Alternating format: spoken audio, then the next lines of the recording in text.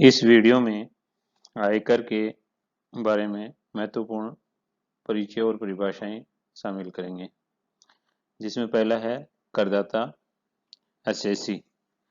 कर आयकर चुकाने के लिए जो व्यक्ति उत्तरदायी होता है वह करदाता कहलाता है।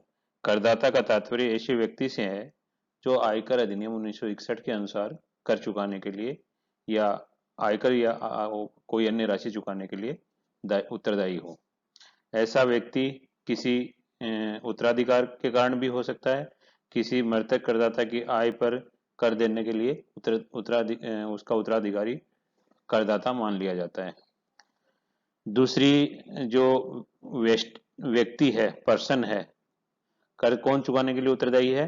कोई व्यक्ति। और वो व्यक्ति कौन है, कौन कौन शामिल है व्यक्ति में?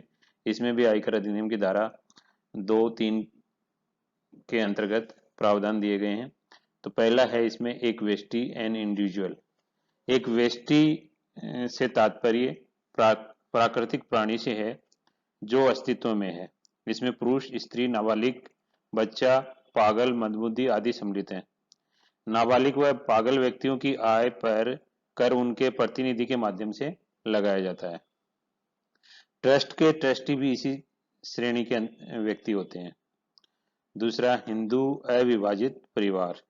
हिंदू अविभाजित परिवार एक ऐसा परिवार है जिसमें परिवार के सदस्यों द्वारा पूर्वजों के व्यवसाय व संपत्तियों से आय अर्जित करते हैं और इस परिवार में जन्म से वह व्यक्ति उसका सदस्य बनता है। वो चाहे विवाहित हो अविवाहित हो, परिवार का सदस्य हो सकता है। तो एक व्यक्ति में हिंदू अविभाजित परिवार को भी शामिल किया गया है। इसी प्रकार एक कंपनी भी व्यक्ति में शामिल है, एक फर्म भी व्यक्ति में शामिल है। व्यक्तियों का समुदाय यानी कि कुछ व्यक्ति आपस में मिलकर कोई व्यवसाय करते हैं, तो इस तरह एसोसिएशन ऑफ पर्सन है, वह भी व्यक्ति की परिभाषा में शामिल किया जाता है।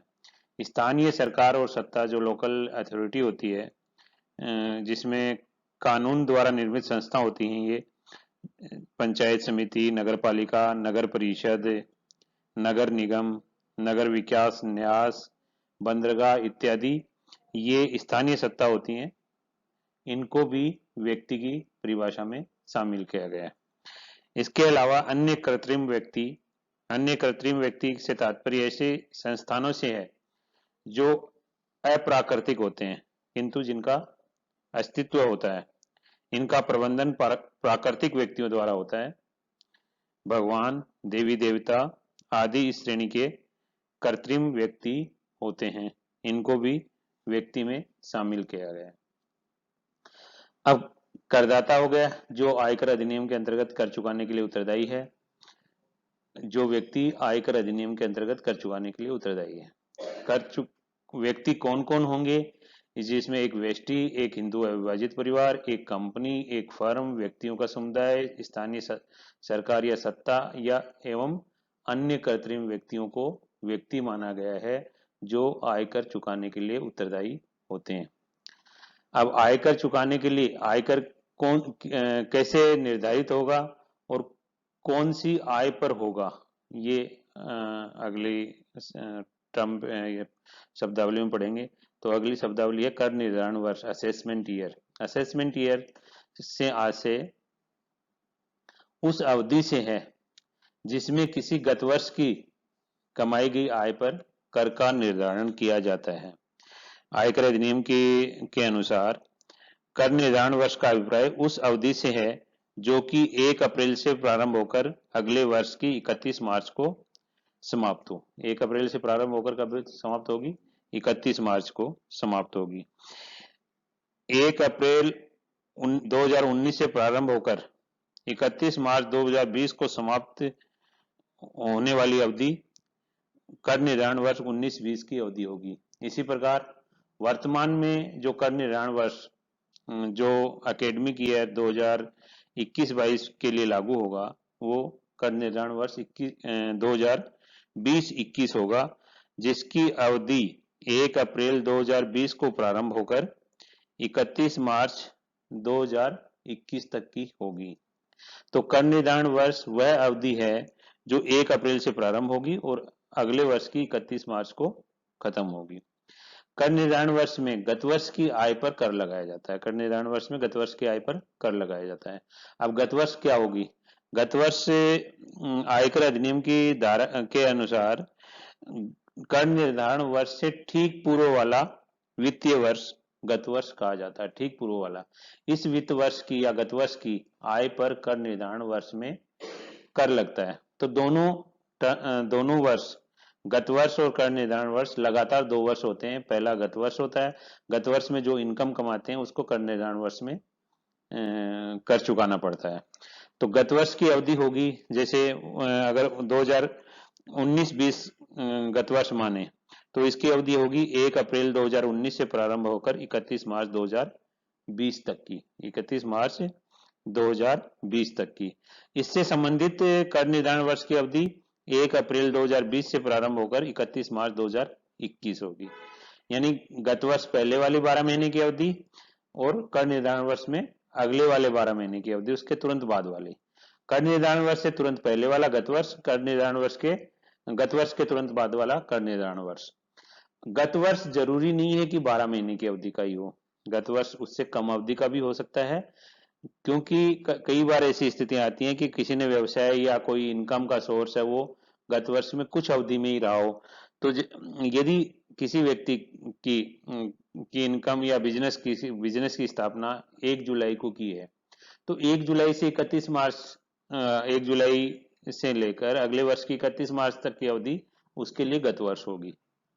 कर निर्धारण वर्ष वही अगले 12 महीने की अवधि होगी। तो ये तो हो सकता है कि गत वर्ष की अवधि पूरे 12 महीने नहीं हो, उससे कम भी हो सकती है। अब अगली टर्म है, इसमें एक नियम है कि गत वर्ष की आय पर कर निर्धारण वर्ष में कर लगता है, क्योंकि गत वर्ष में जो भी इनकम कमाई है उसको कर निर्धारण वर्ष में कर चुकाया जाता है। किंतु इसके अपवाद भी है। कई बार ऐसा होता है कि गत वर्ष की आय पर गत वर्ष में ही कर लगाया जाता है। गत वर्ष की आय पर कर निर्धारण वर्ष का इंतजार न करके गत वर्ष में ही कर लगा दिया जाता है गत वर्ष की आय पर। इन अपवादों में पहला है अनिवासियों की समुद्री जहाज द्वारा व्यापार से आय। जो अनिवासी व्यक्ति होती हैं, भारतीय बंदरगाह से सामान इत्यादि ले जाने से ऐसे माल के लिए प्राप्य राशि का 7.5% जहाज के मालिक की कर योग्य आय मानी जाती है और उसी पर कर लगा लिया जाता है। क्योंकि इन व्यक्तियों का ये नहीं रहता कि वो बाद में वापस लौट कर आएंगे कि नहीं आएंगे, इसलिए ऐसी स्थिति में उनको वो भारत छोड़ने से पहले अपनी आय ऐसी आय को पर कर देना पड़ता है और तुरंत ही देना पड़ता है।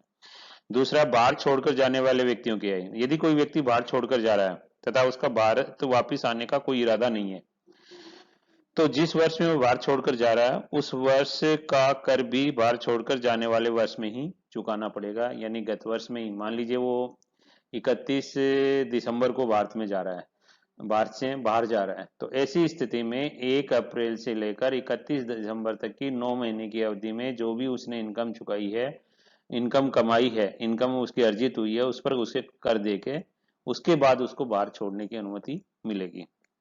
ऐसे निकाय जो अल्प अवधि हेतु स्थापित किए गए, मान लीजिए कोई कर निर्धारण वर्ष में कोई ऐसा एस्टेब्लिशमेंट किया गया हो या ऐसा व्यापार स्थापित किया गया हो जो केवल एक शॉर्ट अवधि का हो। मान लीजिए 6 महीने की अवधि के लिए व्यापार किया, 6 महीने में वो जो प्रोजेक्ट था या जो निकाय था उसका कार्य पूरा हो गया, तो ऐसी स्थिति में यदि गत वर्ष में ही वो पूरा हो गया, गत वर्ष में स्टार्ट किया, गत वर्ष में पूरा हो गया, तो ऐसी स्थिति में गत वर्ष में ही उस पर उसकी इनकम पर कर लगाया जाएगा। इसके अलावा कर बचाने के लिए संपत्ति का यदि हस्तांतरण किया गया है, यदि आयकर अधिकारी ये मानता है कि कोई करदाता कर बचाने के उद्देश्य से अपनी इस संपत्ति अन्य व्यक्ति को हस्तांतरित करता है, तो ऐसी स्थिति में आयकर का निर्धारण तुरंत कर दिया जाता है और वह व्यक्ति कर चुकाने के लिए बाध्य होता है। व्यापार बंद होने की दिशा में, यदि गत वर्ष में कोई व्यापार बंद हो जाता है तो व्यापार बंद होने के 15 दिन के अंदर आयकर अधिकारी को इस तथ्य से अवगत करवाना होता है और उसके बाद उस ऐसे व्यवसाय का ऐसे ऐसे जो व्यवसाय है उसकी आय का निर्धारण करके कर भी उसी गत वर्ष में कर निर्धारण करके उसी गत वर्ष में चुकाना होता है जिस गत वर्ष में वो आय अर्जित की गई है। तो इस प्रकार जो सामान्य नियम है गत वर्ष की आय पर कर का निर्धारण कर निर्धारण वर्ष में होता है, उसके ये अपवाद हैं। इन अपवादों की स्थिति में जिस गत वर्ष में इनकम प्राप्त की जाती है उसी गत वर्ष में इनकम का निर्धारण करके उस पर आयकर का निपटारा या भुगतान किया जाता है। Thank you.